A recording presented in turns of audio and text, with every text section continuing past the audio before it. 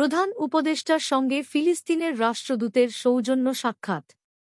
ড মুহাম্মদ ইউনূসের সঙ্গে সৌজন্য সাক্ষাৎ করেছেন বাংলাদেশে নিযুক্ত ফিলিস্তিনের রাষ্ট্রদূত। ছবি সংগৃহীত।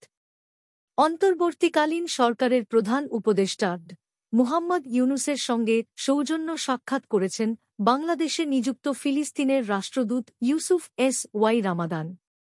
আজ মঙ্গলবার ১ অক্টোবর রাষ্ট্রীয় অতিথি ভবন যমুনায় এই সাক্ষাৎ অনুষ্ঠিত হয় বলে প্রধান উপদেষ্টার প্রেস উইং থেকে জানানো হয়েছে। এতে জানানো হয়, বৈঠকে পারস্পরিক স্বার্থ, ফিলিস্তিন রাষ্ট্রের প্রতি বৈশ্বিক সমর্থন, গাজায় গণহত্যা এবং মধ্যপ্রাচ্যের উত্তেজনা প্রসঙ্গে আলোচনা হয়। এ সময় সম্প্রতি জাতিসংঘের অধিবেশনে দেওয়া প্রধান উপদেষ্টার বক্তৃতার প্রশংসা করে ফিলিস্তিনি রাষ্ট্রদূত ইউসুফ রমজান বলেন, এটি সমযোপযোগী এবং ফিলিস্তিন ইস্যুতে একটি অত্যন্ত প্রয়োজনীয় স্পটলাইট তৈরি করেছে।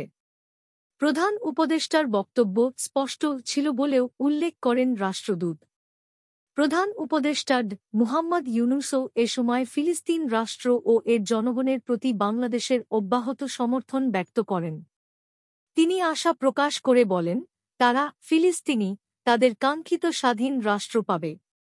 বাংলাদেশে পড়াশোনা করা প্রায় ৬০০ জন ফিলিস্তিনি চিকিৎসক এখন গাজায় রোগীদের সেবা করছেন জানিয়ে প্রধান উপদেষ্টাকে রাষ্ট্রদূত বলেন, আরও ২ শতাধিক ফিলিস্তিনি শিক্ষার্থী বাংলাদেশে উচ্চশিক্ষা গ্রহণের অপেক্ষায় আছে।